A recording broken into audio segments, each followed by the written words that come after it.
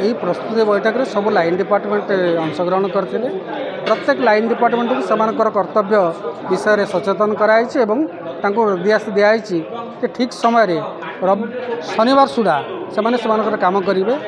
एवं आउ मुख्य निष्पत्ति निगला जे प्लास्टिक गड़ू पीठ को जल आसब ना एवं काउड़िया माने सेमानकर काउड़ी को पोलर सेपटे रखिए एवं ब्यारिकेडिंग दे से जल लागी करेंगे एवं श्रृंखलित भाव में फेरीजे एवं परिमल व्यवस्था को RWSS एवं म्युनिसिपालिटी NSC को दिखाई 8 NSC को दायित्व दिखाई संपादित करेंगे। बाहुंगी ना बाहुंगी आ भर को आस प्लास्टिक जल जो धरिक आसवे जल मना करागला जे सेमानक जल लागी करा नहीं सेठू पीठ भीतर को प्लास्टिक गड़ू आसुवा जल को प्रवेश अनुमति दिज्व ना।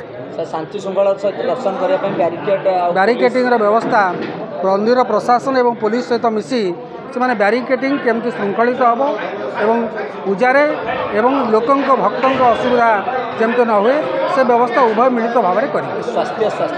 स्वास्थ्य विषय में आमर ब्रह्मपुर CSC मुख्य आसते एवं से दायित्व नहीं पीठर एवं पीठ बाहर आसु से व्यवस्था करेंगे। आम्बुलांस निश्चिंत ए वर्ष 5टी पाली पड़ुची। चलित वर्ष 2024 मसीहा ये 27 वर्ष पर जे कि प्रतिपदार आरंभ पूर्णिमार शेष।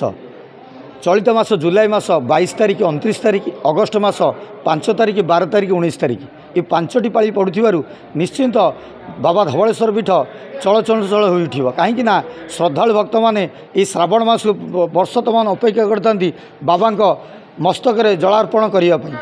निश्चिंत आज जो सभा अनुष्ठित होता आमर तहसीलदार महोदय तांकर तत्वावधान में निश्चित समस्त विभाग पदाधिकारी उपस्थित थे। समस्त विभाग दायित्व दिगला एवं प्रशासन जो पुलिस प्रशासन केमिति धाड़ी बांधी श्रद्धालु भक्त मैंने काउड़िया भक्त मैंने बाबा मस्तक केमिति श्रावणी जल ढालिबे तार व्यवस्था कराई।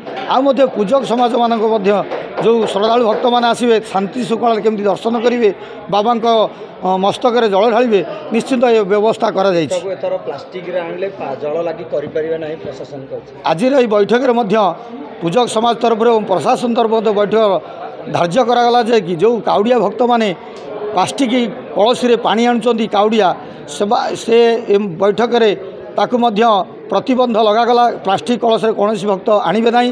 माटी कलश एवं तंबा एवं पितल ढाल समस्त काउड़िया भक्त मैंने जल आणतु बाबा मस्तक ढालतु। निश्चित प्लास्टिक जल लगे जो भक्त मैंने प्लास्टिक ढाल से ताकू ब्यान कराई कौन भक्त आणवे ना। मीडिया माध्यम पेपर माध्यम समस्ते शुणु ध्यान दिंतु जो भक्त मैंने आसुँच बाबा से ढाल ही ढालतु प्लास्टिक ढाल वर्जन करूँ।